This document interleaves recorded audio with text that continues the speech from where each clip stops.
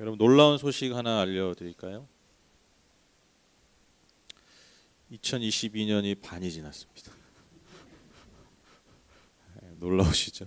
오늘 6월 마지막 주.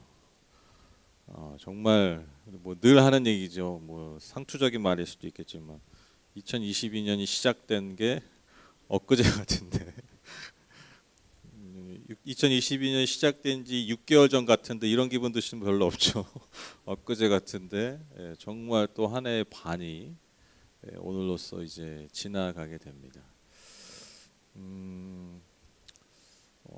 새해 시작할 때는 뭔가 좀 기대와 소망들이 좀 있잖아요. 그런데 이제 이쯤 되면 그냥 또 흘러가는 시간처럼 또 그저 보내는 그런 시간으로 또 하루하루로 보내기도 하고요. 또 날씨가 또 덥고 습해지고 그러다 보니까 지치니까 또 우리의 마음이 좀 더 움츠러 들기도 합니다. 그러던 중에 제가 이제 6월 첫째 주에 성령 강림절을 맞아서 제가 그런 말씀 드렸어요. 성령 충만은 종교용이 아니다. 그것은 우리의 삶에 가장 밀접한 하나님이 우리에게 주신 삶의 방식을 위한, 삶의 자세를 위한 아주 중요한 도구요 또 선물이다라고 말씀드렸어요. 기억이 전혀 안 나시죠? 네, 성령 충만은 그러니까 제가 이제 다음 달에 해도 된다니까요. 다음 달에 또 7월 시리즈로 해도 된다니까. 그냥 모르시 기억이 안 나거든. 그래서 여러분 성령에 충만하다는 삶은 그냥 어떤 무슨 능력 덩어리가 내 머리 위에 내 몸에 뭐 전달되는 뭐 그런 것들이 아니라 성령에 충만하다는 것은 결국 예수께서 원하시는 삶의 방식으로 이 내 삶이 반응한다라는 거예요. 그렇죠? 성령 거룩한 영께서 이끌어 가신다는 것은 결국 예수께서 내 삶에 온전히 주인된 삶을 살아가는 것. 그리고 그것이야말로 참된 그리스도인의 삶의 가장 근본적인 모습이라는 것이죠. 그래서 정말 어떻게 보면 가진 것 없고 채워진 것 없었던 그래서 무언가를 제대로 할 수 없었던 제자들이 성령의 충만함을 받아서 무슨 능력 덩어리가 떨어져서가 아니라 예수가 진짜 주인된 삶을 사니까요. 그 주인된 자의 삶에 하나님이 능력과 은혜와 복을 부어주셔서 그것을 통해서 하나님이 주님의 우리가 무슨 구슬하거나 이럴 때 무슨 떨어지는 신내림 같은 게 여러분 성령의 충만함이 아닙니다. 내 삶의 방식을 하나님이 원하시는 예수 그리스도가 주인된 삶으로 살아가게 하는 힘, 그 능력이야말로 바로 성령의 충만이라는 것이죠. 그래서 우리의 삶의 진정한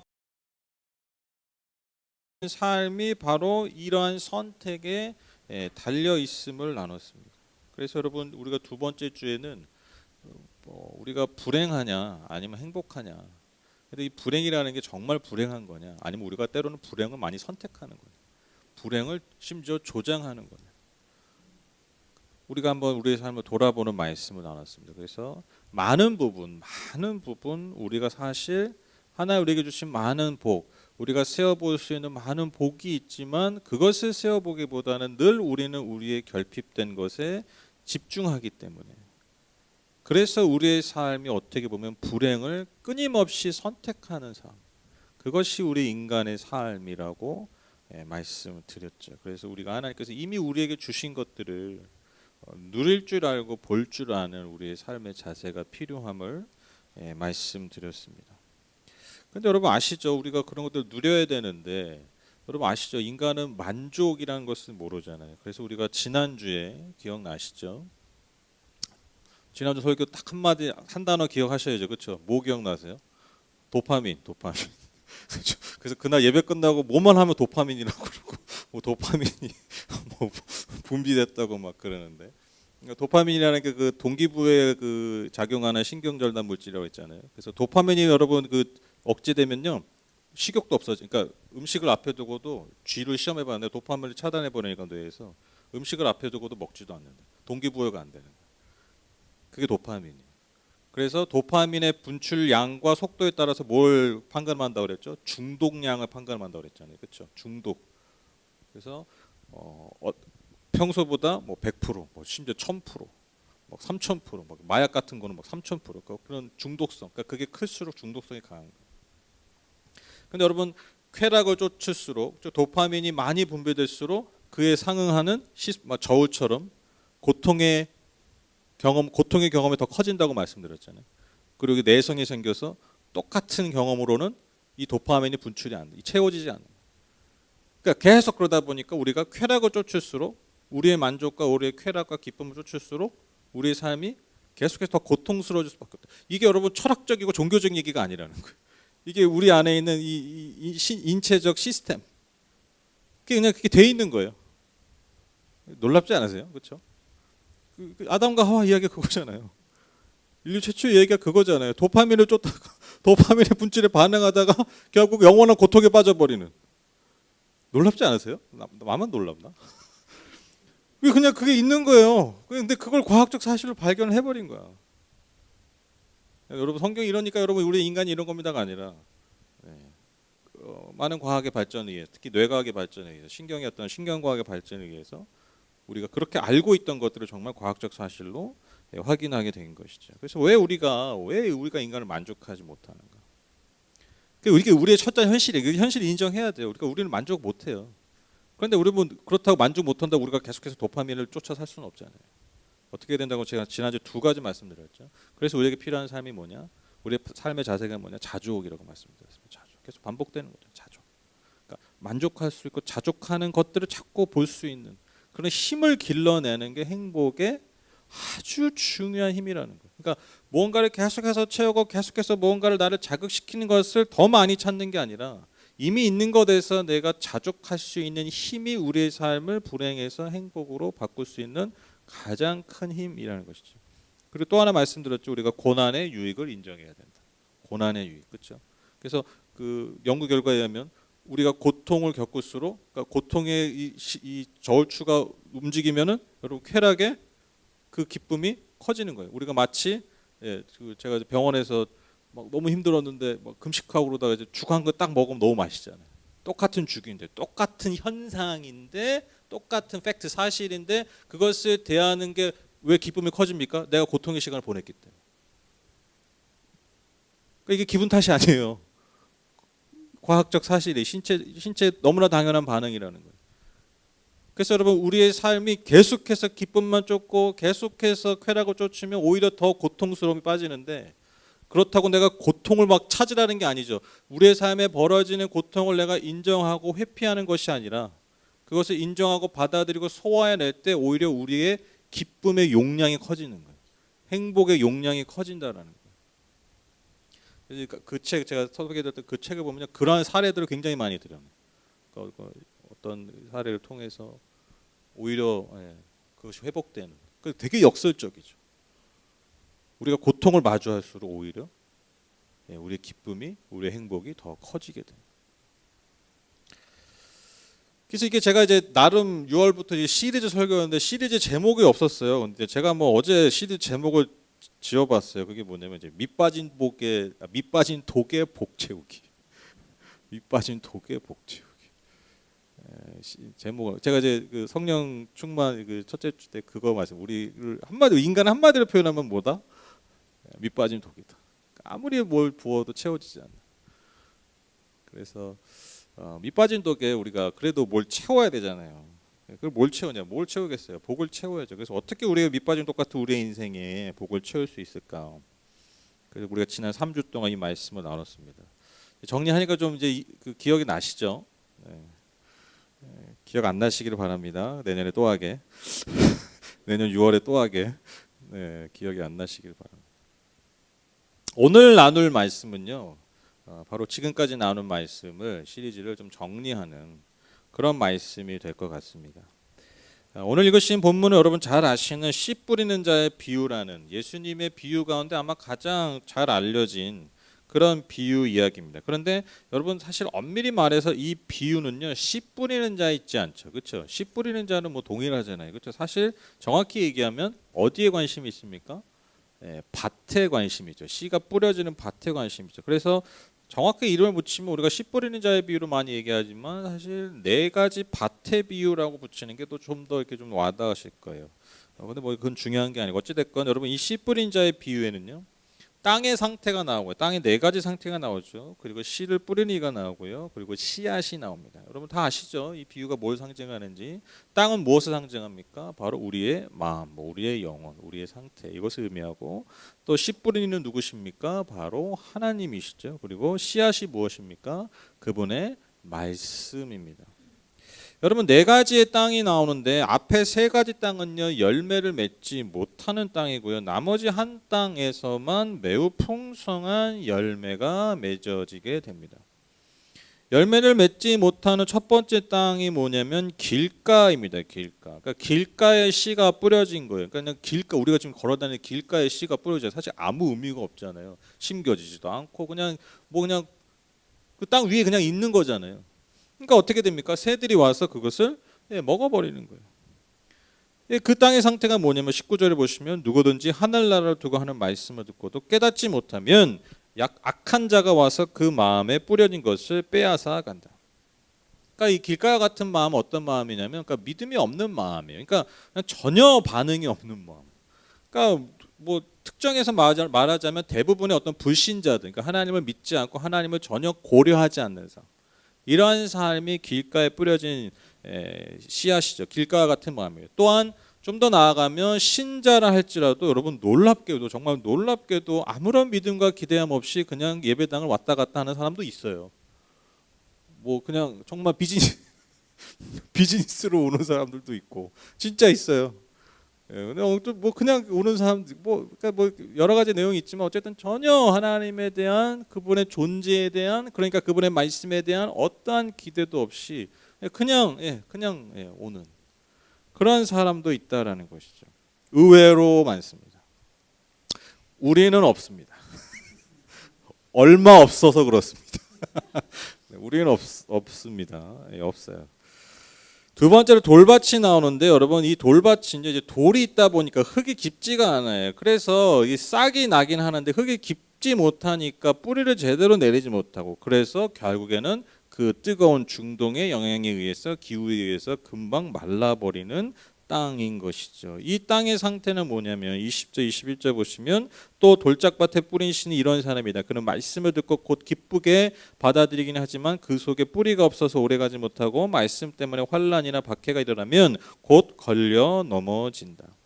그러니까 잘 들어요. 잘 듣고 뭐 종교생활 열심히 합니다. 그런데 삶의 중심에 하나님의 말씀이 잘 뿌리 내리지 못하는 거예요. 그러니까 열심히 해요. 그러니까 종교생활 열심히 하는데 그러니까 열심히 하니까 막 뿌려지잖아요. 그렇죠? 많이 뿌림을 받아요. 근데 내 마음에 돌짝밭이. 그러니까 내 삶의 중심에 하나님의 말씀과 하나님의 존재가 내 삶에 뿌리를 내릴 수 없는 상태. 그러니까 여러분 오래 가지 못하는 거예요. 그러니까 조금만 어려움이 생기거나 내 상황이 여러 가지로 어려움과 고통을 당하게 된다면 즉 믿음의 도전을 받게 된다면 곧바로 하나님의 말씀을 순식간에 잊어버려요. 그러니까 쉽게 얘기하면 환경과 감정에 쉽게 흔들리는 신앙이라. 그래서 여러분 그런 분들 있잖아요. 교회 와서 예배될 때 막 그냥 불러불러 하고 믿습니다 하는데 정말 정작 삶에 돌아가서는 정말 그 좀 질이 멸렬한 그러한 신앙의 모습, 그렇죠? 그런 경우들이 또 우리 안에 있다라는 것이죠. 환경과 감정에 쉽게 흔들리는 신앙. 세 번째로 가시밭이 나옵니다. 가시덤불이 이렇게 옆에 같이 자라니까 이게 잘 자라지 못하는 거예요, 그렇죠? 그러니까 제대로 잎을 내고 제대로 꽃을 피우고 제대로 열매를 맺지 못한다라는 것이죠.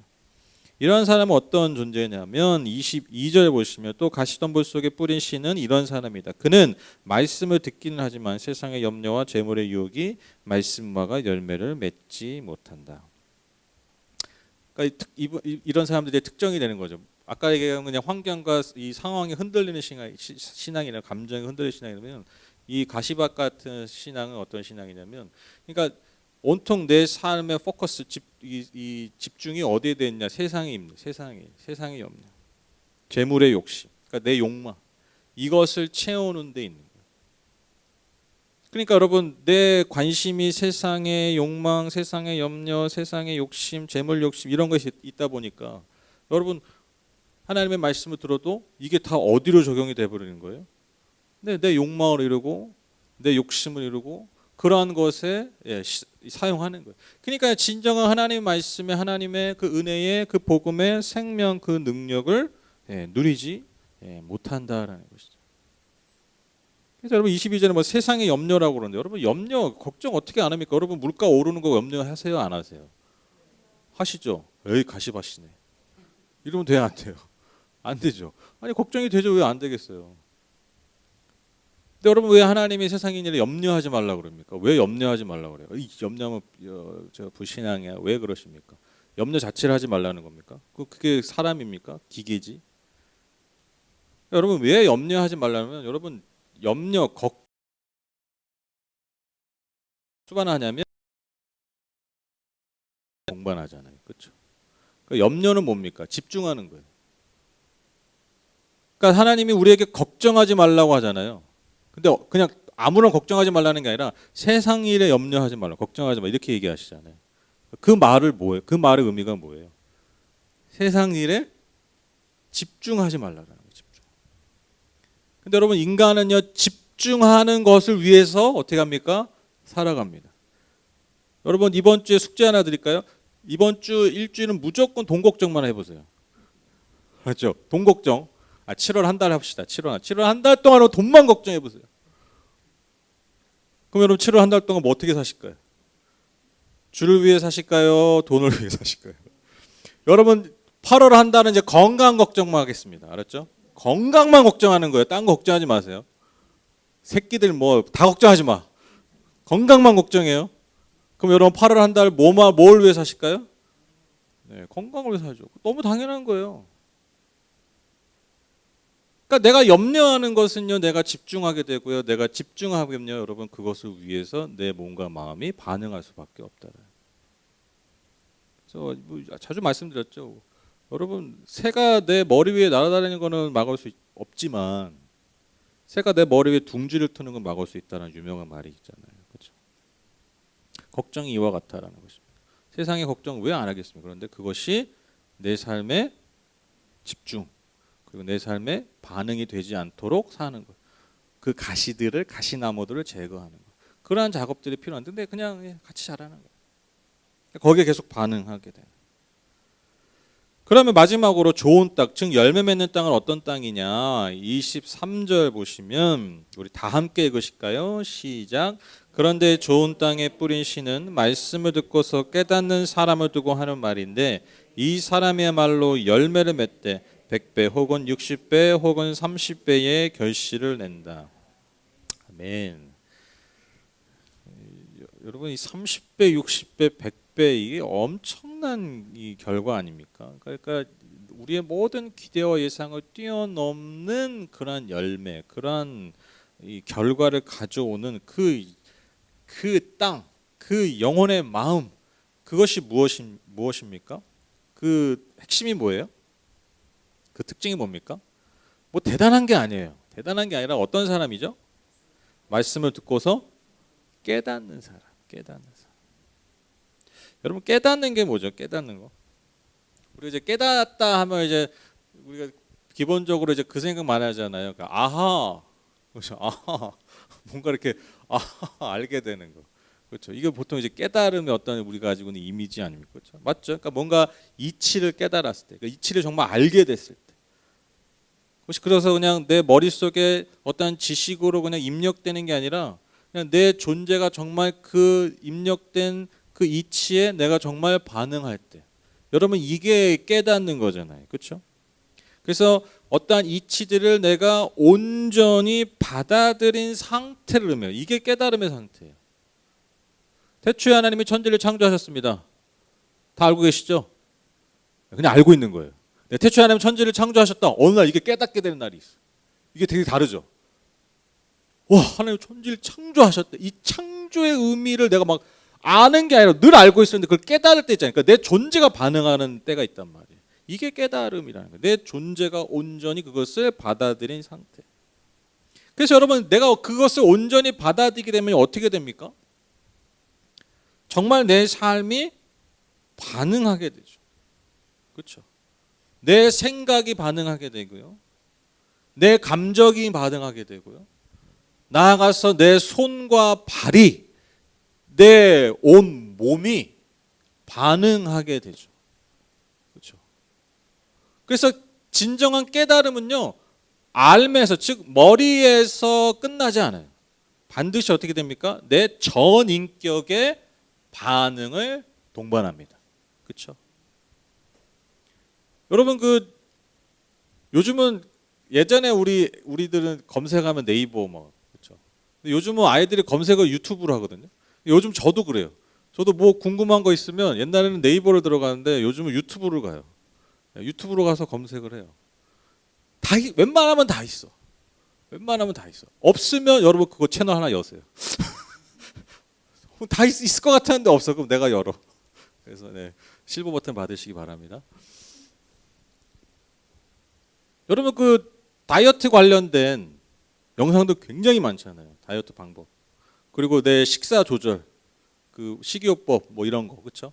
그런 거 뭐 엄청 많아요. 검색하면 진짜 너무 많아. 너무 많아가지고 도대체 뭐부터 봐야 될지 몰라. 자, 여러분 내가 다이어트 관련 영상을 뭘 봐야 될지 몰라가지고 뭐가 좋은지 몰라가지고 한 50개를 봤어. 그래서 온갖 다이어트 방법을 섭렵해. 알아. 몇 킬로 빠지실 것 같아요? 뭐 식이요법, 내 몸을 위한 그런 영상, 그 방법들 한 50개 영상 다 봤어. 유명한 거 다 봤어.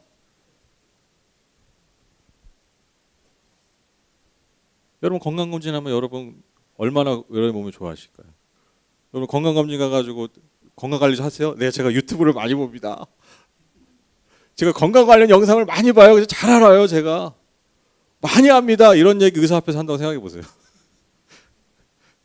욕 안 먹으면 다행이죠. 그 수많은 지식이 내 건강에 정말 아무런 의미가 없죠. 왜 그렇습니까? 깨닫지 못하기 때문에. 그 영상 50개가 아니라 하나를 봐도 깨달았다면, 그 지식에 내가 반응했다면 50개 보는 시간이 아니라 그 하나 영상을 통해서 내가 하나라도 내 몸을, 내 존재를 반응한다면 여러분 그게 나에게 진정한 의미를 주는 거죠. 깨달음이 이와 같다라는 거예요. 깨달음.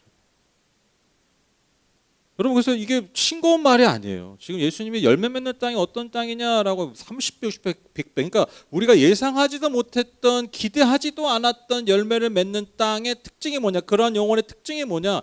깨닫는 사람. 별것 아닌 것 같은데 너무너무 중요한 말이고 사실 우리의 삶에 있어서 가장 중요한 열쇠와 같은 말이에요.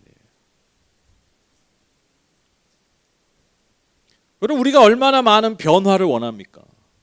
우린 다 변화를 원하시죠. 그렇죠? 여러분 다 변화 원하시죠? 변화를 원하시니까 여러분 예배에 나오시는 거죠. 여러분 이것만 해도 대단하신 거예요. 여러분 오은영 씨한테 상담받는 그 부모들 진짜 이상한 사람들이죠. 하나같이 이상하죠. 근데 대단한 사람들이에요. 네, 나왔잖아요. 모든 걸 감수하고 우리가 욕할 거 다 알고 다 감내하고 나온 거죠. 대단한 부모들이에요, 사실. 진짜 이상한 부모 같은데 사실 칭찬할 부모. 왜? 깨달았기 때문에.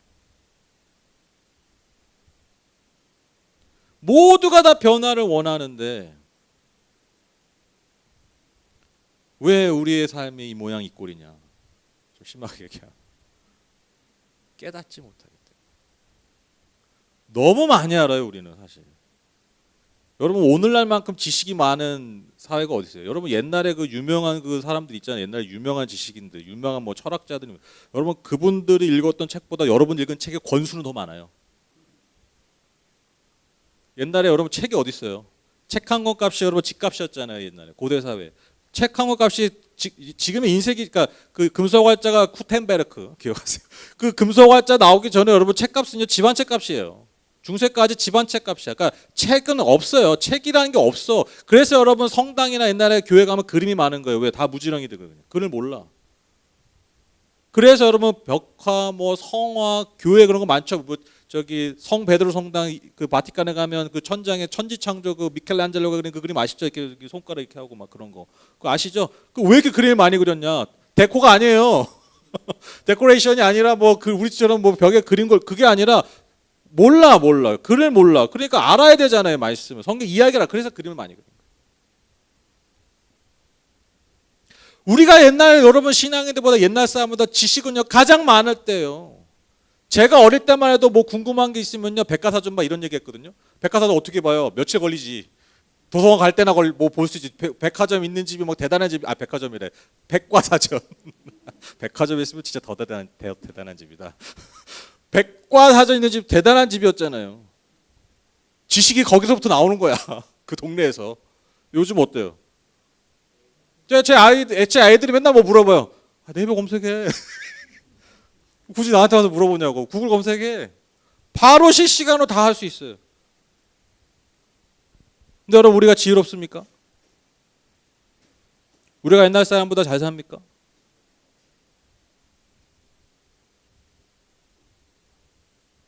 왜 그렇죠? 여러분 옛날 분들은 이제 왜 책을 많이 읽었냐면 책이 없어서도 많이 읽었지만 왜 자꾸 여러 번 읽었냐면 깨닫기 위해서 읽었어요. 깨닫기 위해서. 여러분 초대교회 한국 초대교회 때 한국의 많은 우리 믿음의 선배들이 말씀을 왜 읽었냐면 어떻게 살까를 배우려고.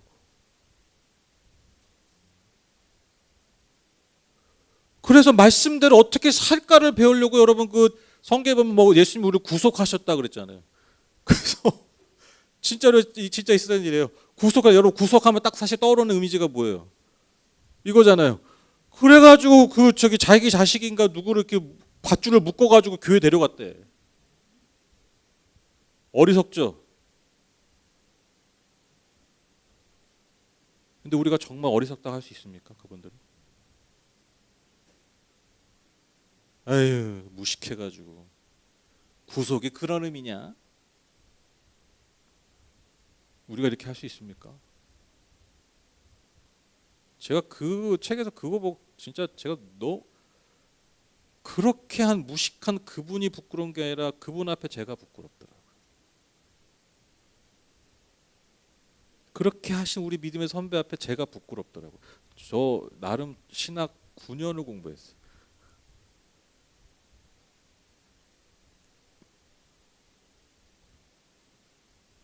근데 그 자기 자식 그 밧줄로 묶은 분보다 제가 과연 주의 말씀을 더 깨달았느냐? 제가 자신 있게 대답할 수 없어요. 여러분 하나님의 나라와 그분의 말씀이 진정 생명이고 진리, 진짜 이치라면 그리고 그것을 내가 진짜 알고 그것을 정말 깨달았다면 여러분 그것을 붙들고 사는 것 그것에 내 삶을 내 전 인격을 반응하며 사는 것 여러분 그것이 사실 너무나 자연스럽고 당연한 모습이라는 것이죠. 그러니까요 그렇게 너무 자연스럽게 하나님 나라의 그 영원한 생명의 그 진리에 진짜 반응할 때 여러분 하나님 나라의 능력을 내가 이 땅에서도 맛보아 알 수 있다라는 것입니다. 그래서 여러분 능력이 하나님 나라의 능력이 하나님이 부어주신 시대와 공간과 사람들의 모습을 보면요 단순해요. 깨달아 아는 거예요. 진짜. 깨달아 아는 자들이 있는 공간 깨달아 아는 자들이 있던 시대에 하나님 나라의 역사가 계속해서 이루어졌다라는 것입니다. 그런데 제가 오늘 이 말씀의 핵심이 뭐냐면 우리가 말씀을 듣고 깨닫고 무언가를 그 깨달은 가운데 우리가 반응하고 행하라고 할 때 여러분 항상 우리의 초점이 어디였냐면 내가 무슨 막 행동을 하고 막 무슨 이렇게 순종을 하고 내 몸을 막 이렇게 움직이는 것에 초점이 많이 가요. 그런데 여러분 중요한 것은요, 진짜 깨달음이라는 게 뭐냐면 그 시작이 뭐냐, 기독교의 깨달음이 뭐냐면 내가 뭔가를 또 해야지, 이게 핵심이야, 이게 먼저가 아니라 여러분 우리가 하나님의 말씀 앞에 그분의 복음 앞에 가장 먼저 반응해야 되는 게 뭐냐면 중요한 말씀입니다. 내가 뭔가를 행해야겠구나가 아니라, 그게 핵심이 아니라 주님께서 날 위해서 하신 일을 내가 온전히 받아들이는 것에서 시작된다라는 거. 이게 너무 중요합니다. 이치를 깨달아야 돼. 그래서 그 이치에 맞게 행동해야 돼. 여러분 이게 세상의 방법이고 이게 세상의 종교예요.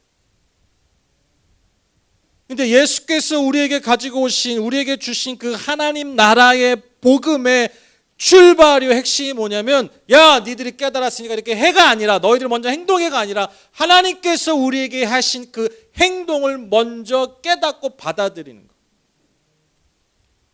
이걸 안 깨달으면 내가 하는 모든 행위가 의미가 없어요. 그것이야말로 종교적 행위가 되는 거예요. 이해되십니까? 즉 복음에 예수께서 이 땅에 오셔서 날 위해 하신 그 일, 그 십자가, 그 십자가의 은혜, 그 부활의 생명을 내 삶에 먼저 받아들이는 것, 인정하는 것. 여러분 이게 기독교적 깨달음이에요. 모든 우리의 종교적 행위가 바로 여기에서 출발해야 됩니다.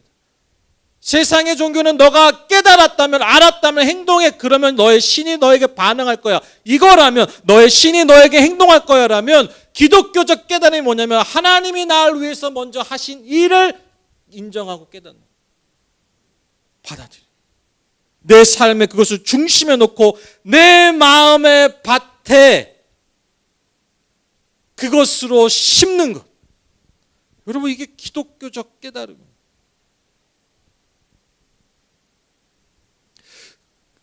좀 어두운 얘기인데 참 이렇게 하고 싶지 않은 얘기인데, 여러분 수년 전에 여러분 인천에서 정말 시대의 그 끔찍한 살인 사건이 일어났잖아요. 기억하시나요? 2명의 여고생과 한 대학생, 여자 대학생, 고고생, 한 초등학교 아이를 자기들의 집으로 해서 무참하게 이런 토막까지 했잖아요. 기억나시죠? 아주 유명한 사건. 근데 제가 이제 너무 어이가, 너무 그 뭐 말로 설명이 안 되잖아요. 그때 또 저희 막 더 말해 뭐 하겠습니까? 그런데 제가 그때 저는 이제 그런 거 보고 막 그런 거를 막 일을 벌인 애들한테 막 화가 나고 그러진 않는데, 제가 어떤 이런 일 때마다 뭐 때문에 자꾸 화가 나냐면, 그런 기사가 항상 이런 게 올라와요. 그게 뭐냐면 살해한 그 여자애가 평소에 잔인한 미국 드라마를 많이 봤다. 그러니까 여러분 이 기사에 이 리포트 여러분 깔린 그 우리에게 전달하고자 하는 내용이 뭐예요? 애가 잔인한 미국 드라마를 많이 봐서 애가 잔인성이 생겨가지고 그래서 이런 일이 벌어졌을 가능성이 농후하다. 근데 중요한 건 사람들이 이거에 되게 반응하죠. 그러니까 그렇게 반응하니까 또 허봐, 그냥 게임하지 마, 잔인한 게임하지 마. 부모님들 거봐, 기사 이거 봐봐, 쓸데없는 넷플릭스 보지 마. 그게 맞으면 저는 지금 목사 못해요. 다 죽어요.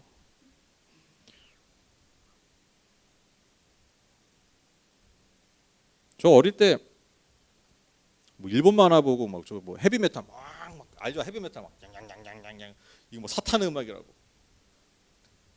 진짜 그게 사탄 음악이고 그러면 저는 지금 사탄의 자식이에요. 저의 10대를 위로한 게 메탈 음악이었거든요. 제 10대를 채운 게 바로 헤비메탈, 메탈리카라고 아십니까? 제 영혼을 채워줬던.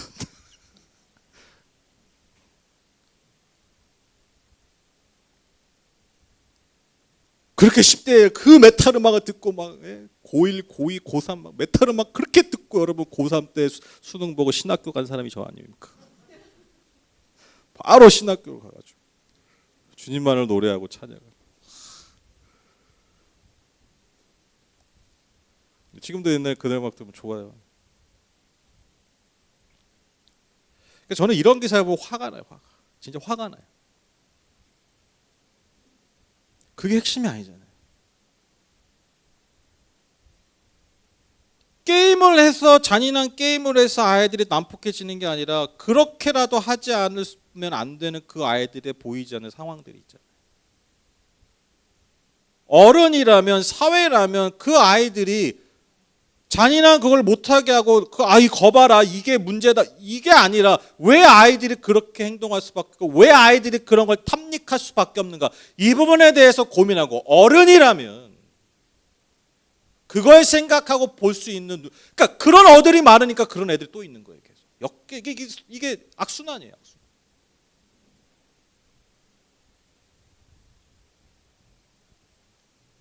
여러분 그런 청소년들이 그런 소위 말하는 비행 청소년들이 여러 가지 나쁜 행동을 하죠. 술 먹고 10대인데 담배 피고 게임 중독이고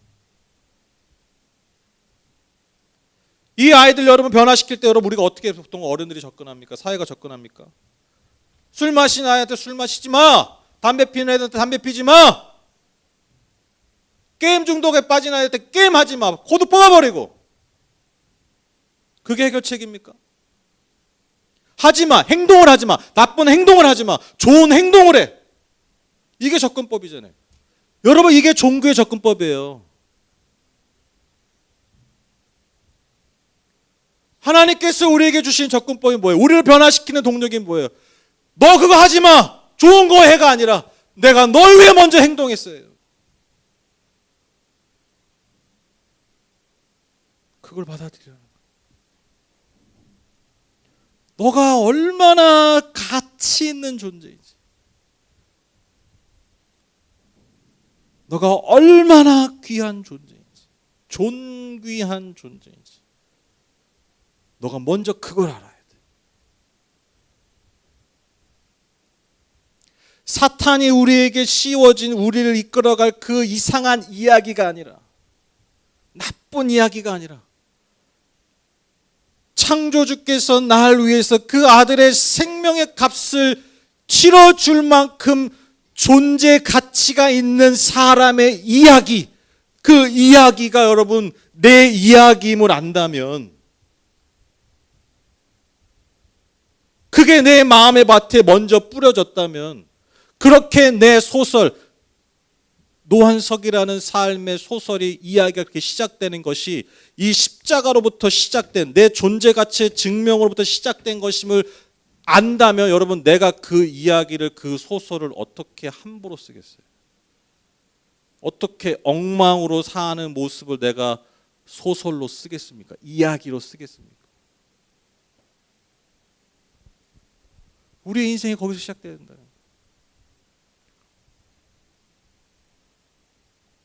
그래서 우리가 아까 그런 아이들한테 뭘 먼저 알려줘야 돼요. 뭘 하지만 뭘 해가 아니라 너가 사실 얼마나 귀한 존재고 얼마나 사랑받아 마땅한 그걸 잃어버렸기 때문에 여러분 술, 담배 이런 거 나쁜 행동에 탐닉하는 거예요. 자기 이야기를 나쁘니 왜 나는 그런 이야기의 주인공입니까? 아니야, 너는 그런 이야기의 주인공이 아니야. 너의 이야기는 그런 이야기가 아니야. 네 삶의 이야기는 그런 이야기. 어른들이 그걸 알려줘야 돼요.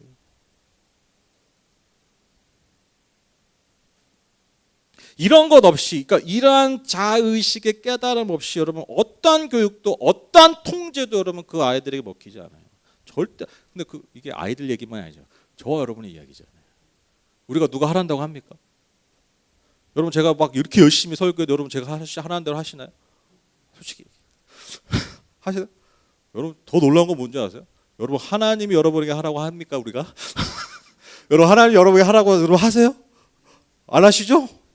놀랍지 않으세요? 저도 가끔 놀래요. 와, 내가 하나님 믿는다 그러는데 하나님 하라고 안 해. 안 해. 하지 말라고 그러는데 해. 그게 저예요.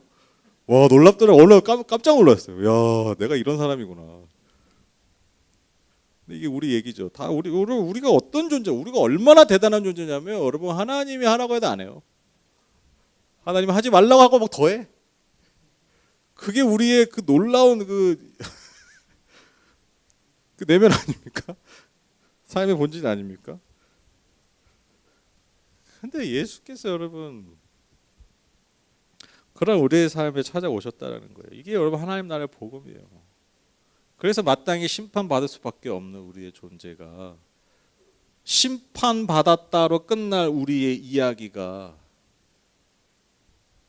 예수가 내 마음밭에 뿌려지고 그 복음이 내 마음의 중심에 심어지면요, 전혀 다른 이야기, 30배, 60배, 100배의 결실을 맺는 이야기로 바뀐다.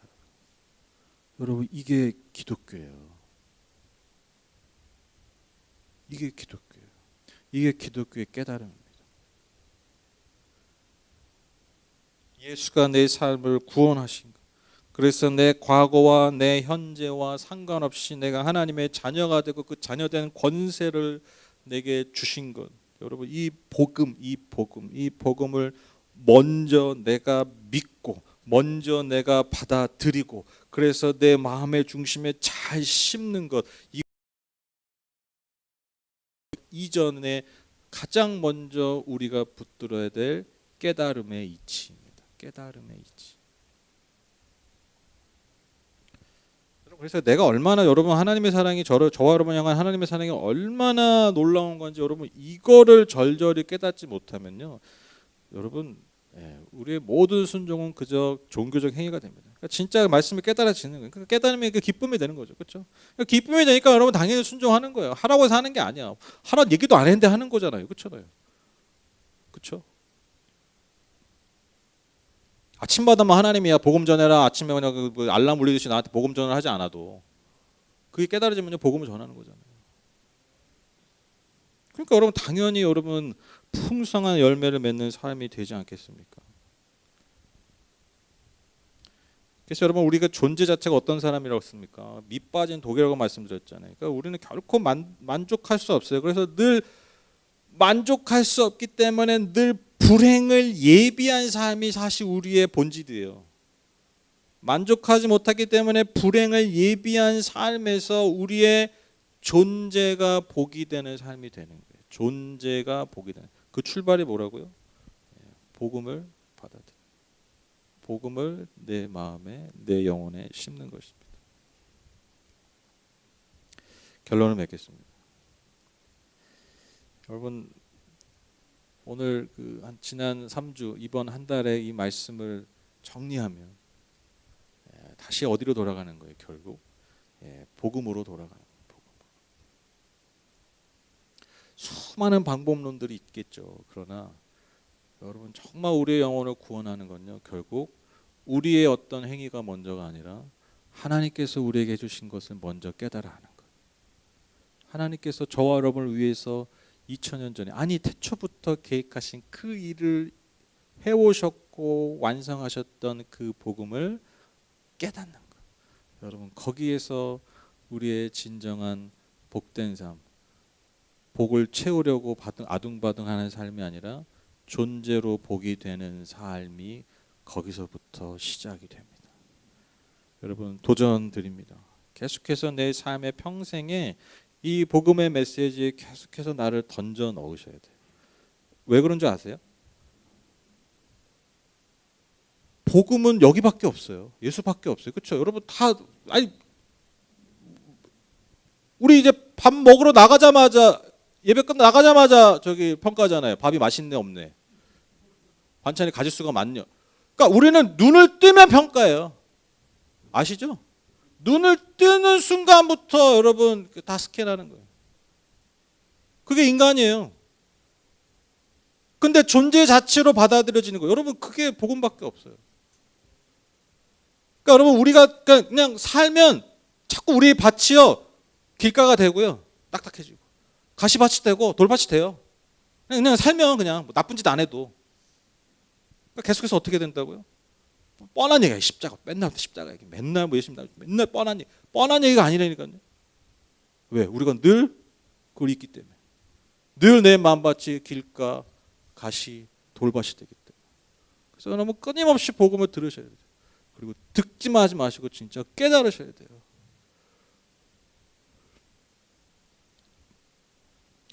도파민에 취한 우리의 삶을 구원할 수 있는, 제가 우습게 얘기하는 것 같지만 진짜로 복음밖에 없습니다. 그리고 그것이 완전히 이루어지는 것이 여러분 그것이 천국이에요. 그것이 천국이에요. 그래서 여러분 이 땅에 그 누구도 그 어떤 것도 우리의 영혼을 채울 수 없지만 이 밑빠진 독 같은 우리의 삶을 채우고도 남는 그분의 그 은혜, 그 영원한 사랑이 우리의 밑빠진 독을 아예 집어넣으시는, 밑빠진 독을 채우는 게 아니라 복음의 여러분의 그 밑빠진 독을 다 던져버리시는 저와 여러분 되셔서 존재로 복이 되는 하나님의 자녀들 다 되시기를 주님의 이름으로 축복합니다. 기도하겠습니다. 말씀 기억하면서 같이 고백하며 찬양하겠습니다. 시작됐네 우리 주님의 능력이 나의 삶을 다스리고 새롭게 하네 자유하네 죄와 사망으로부터 나의 삶은 변하구나 충만하네 우리 다시 한번 고백합니다. 시작됐네 시작됐네